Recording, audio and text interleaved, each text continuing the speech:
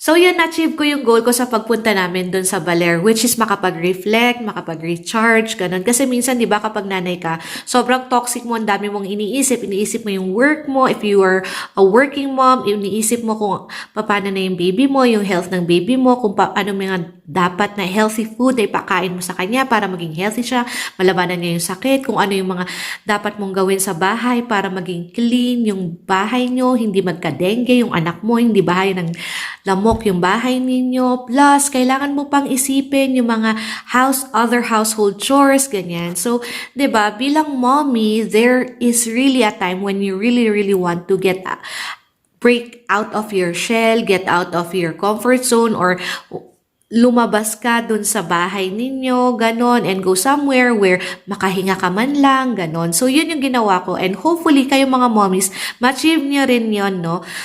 Siguro sinasabi nyo, napakamahal naman kasi ako, makakala nyo, gumastos ako. Well, gumastos naman ako sa pamasahe, mga ganun-ganun.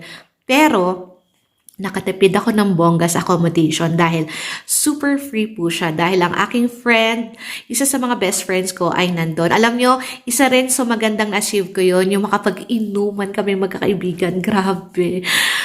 Ay, ang sarap ng feeling.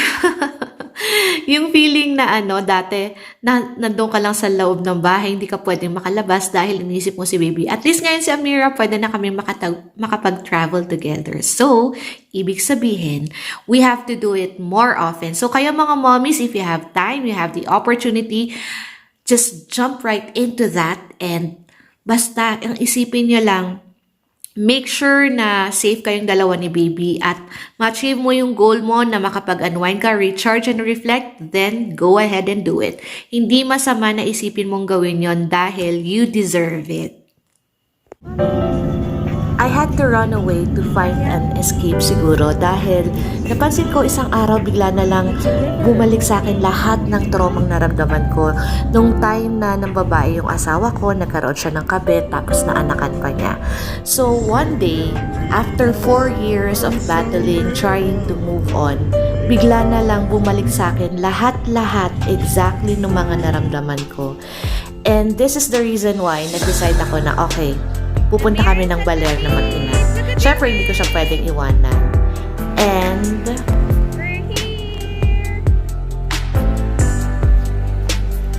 I ran away not to escape but to find the missing pieces of my beautiful self. It hasn't been easy feeling all the pain all over again. Yung shame, yung insult, cruelty of being cheated on has kept me shedding tears all over again. And just like that, I had to endure yet another heartbreak. Pero this time, a heartbreak I caused myself. Yung paranoia, doubts, negativity, broken from the manifestation of negative thoughts. Hurt all over again by fabricated scenarios. Talking to the breeze, crying out to the pain, weeping like a child, breathing very deep in and out. Altogether, it made me whole again. Laughing, arguing, sobbing with my very best friends. In just a short while, I am absolutely sane again. The shame, the insult, the cruelty of being cheated on has kept me shedding tears all over again. But I'm sure I knew from the start.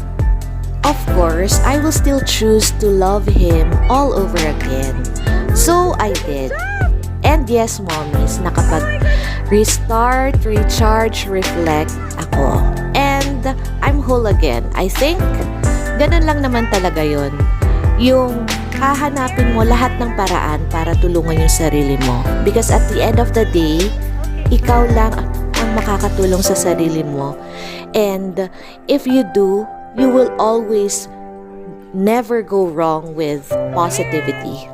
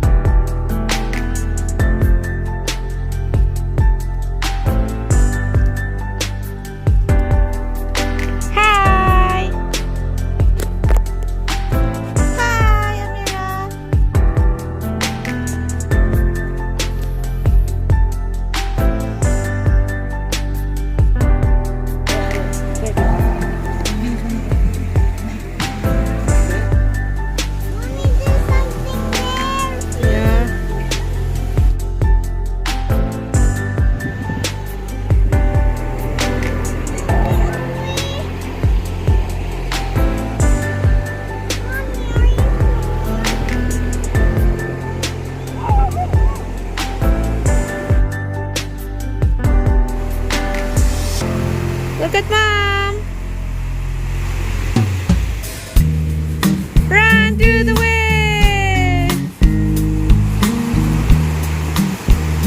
Amira didn't want to leave the beach, pero syempre kailangan talaga namin umuwi. Ang importante, we created yet another beautiful memory na maaalala namin hanggang sa paglaki niya, pagtanda namin. And of course, babalik kami dito together with Daddy this time. When I went to the beach, it was beautiful. I saw the swimming pool there and the fountain. What else did you see? What was your favorite? Did you like the beach? Yes, And how about, where did you like going? at the Where did you like what? You kept on going somewhere. Why are you Bought so ice cream sweet? there. And lollipops. we will come back here. 7-Eleven. Why did you like going to 7-Eleven? Okay, love you. It was open every day And why didn't you want to leave? because I wanted to stay Stay. Why did you want to stay? because